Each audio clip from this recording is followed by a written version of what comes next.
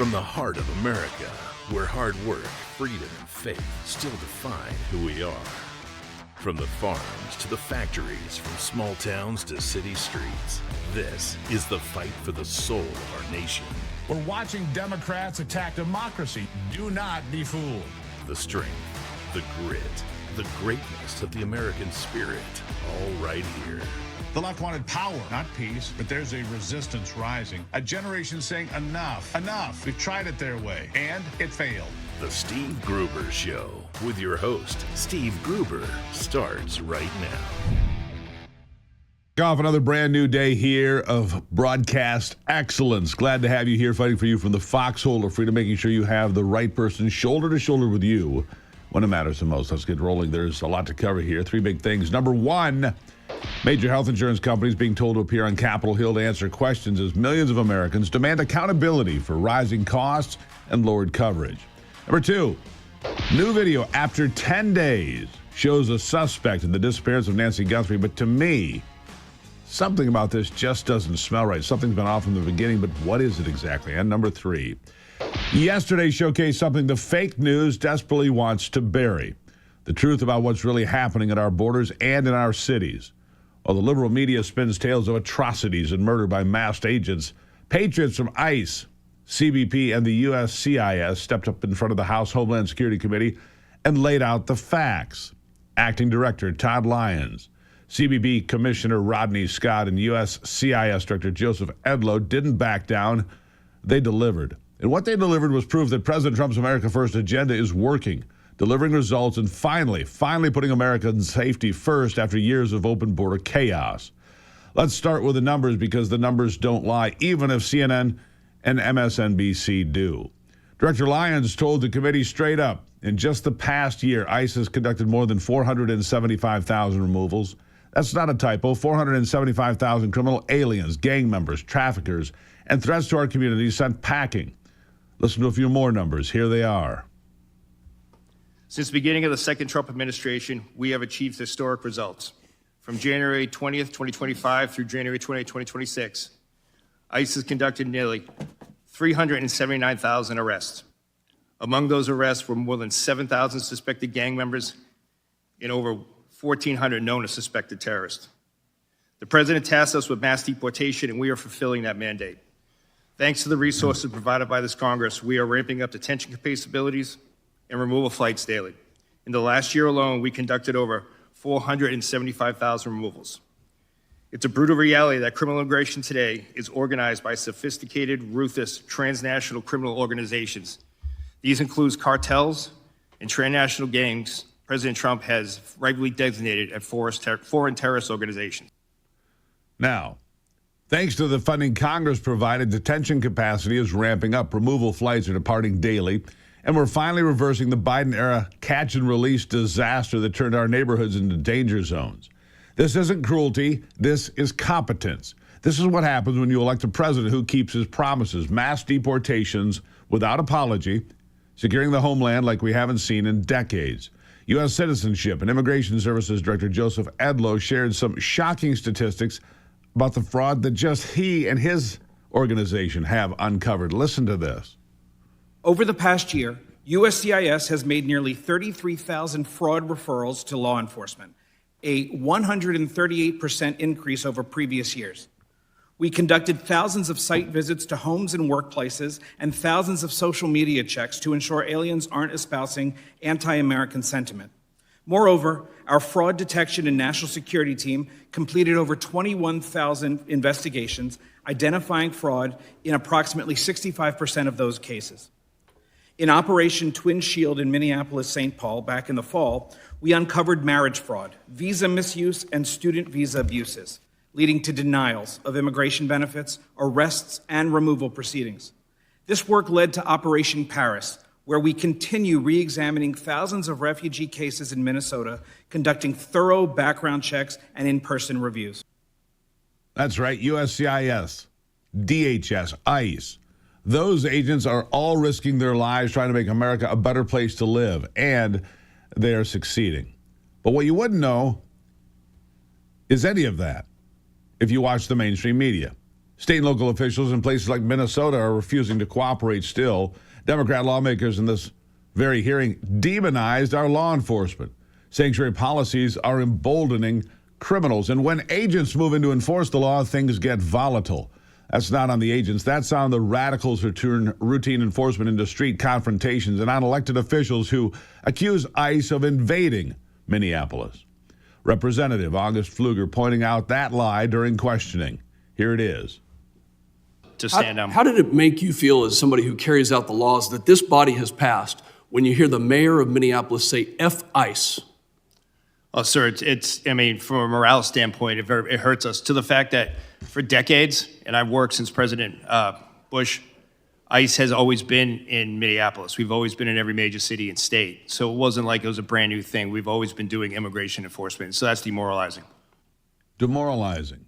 Let's talk about Minneapolis head on, because the left is still milking those shootings for every drop of outrage they can possibly squeeze. Renee Good shot January 7th after an encounter had escalated. Alex Preddy, an ICU nurse, shot January 24th while recording agents and allegedly interfering during arrest. The media calls them innocent protesters, victims of masked government thugs. But let's be real. These weren't peaceful bystanders minding their own business. Videos show escalation, resistance, crowds surrounding officers, chaotic scenes where agents feared for their own safety and, yes, their lives. Lyons committed to turning over full, unabridged investigation reports once complete. Body cameras now being expanded under Secretary Noem. They're coming, and they'll show the truth about future interactions. These are justified uses of force in high-risk operations from where I stand. Why would Secretary Noem be interested in deploying body cams if she suspected that agents are violating human rights? The answer is she wouldn't. Eric Swalwell, of course, Democrat, agitator, tried to paint ICE agents in a bad light with a hypothetical situation. But Director Lyons wasn't having it. Here it is. A couple nights ago, I met with a woman who works as a cashier at a grocery store, and I told her I was coming to see you, Mr. Lyons, and she said, will you ask him, and she didn't want to give her name. She was terrified to give her name. But she said, when I get off my shift around midnight and I walk through the parking lot to my car, she said, if somebody rolls up in an unidentified van and gets out wearing all black and their face is covered and they don't have any identification and they ask me to get into the van, how do I know who they are? How does she know, Mr. Lyons? How does she know if they're an ICE agent or bad guys? Sir, ICE agents have identifiable placards on their uniforms as well as their badges representative, but you won't see ICE agents rolling through the parking lots and just snatching someone up. ICE does intelligence-driven, targeted enforcement operations.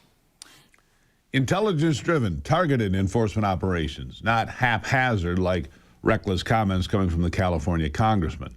Now that tells you everything you need to know about the Democrats' playbook. They want to get enraged over hypotheticals while they stay silent during the very real terror that illegal aliens caused Americans for 4 consecutive years. They just kept coming. Millions pouring in during the Biden years, fentanyl killing our kids, MS-13 running wild. Under Trump, we're hitting back hard with Operation Metro Surge and interior enforcement that actually works. Incidents like Goods and Preddy's deaths are rare tragedies and a massive and sadly necessary operation, necessary because of the Democrats' policies during the Biden years. We'll continue in a moment. Good morning. It's Wednesday on the Steve Gruber Show.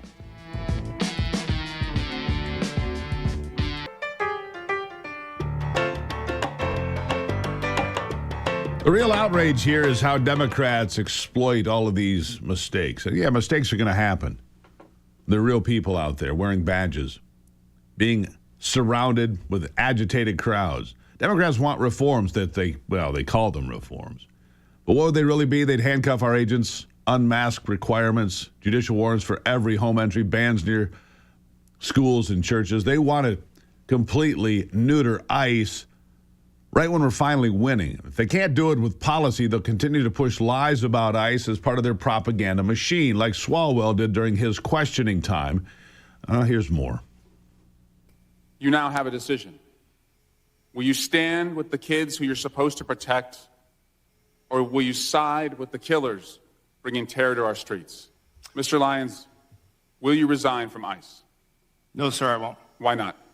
Because, sir, that child that you're showing right there, the men and women of ICE took care of him when his father abandoned him and ran from Gentleman's law enforcement. time has expired. He never should have gone Gentleman's into time custody. has expired. I recognize the gentleman from Mississippi. Mr. Guest for 5 minutes. Dealing with lies. Thank you, Mr. Dealing with lies. It's convenient that Swalwell didn't allow Lyons enough time to share the true story of what happened to that young boy. But Democrats are threatening to do a lot more than just smear ICE. The DHS funding deadline is coming Friday. Democrats are holding the entire department hostage, demanding dramatic changes that would gut enforcement while the White House offer gets called insufficient. They're fine with a shutdown that cripples TSA, the Coast Guard, FEMA, cybersecurity, and everything else if it means protecting criminal illegals over American citizens so they can get their votes. And some lawmakers want more than just a funding freeze. Michigan Congressman Sri Tenadar, maybe the most embarrassing in all of Congress, who's only been living in the United States after the age of 24, he wants to abolish ICE, which he made clear while he was lecturing CBP Commissioner Rodney Scott. Listen to this garbage. Go ahead.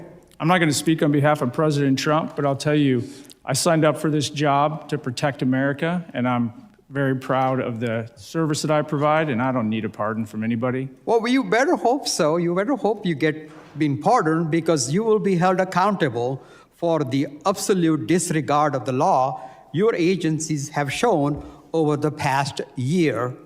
Your agencies have lost the trust of the American people, with millions taking to the streets to protect the illegal actions of your agencies. And that's why I introduce a bill. Shut up. Scott doesn't need a lecture on immigration from some clown who's been living in our country for less time than Scott's been here and working.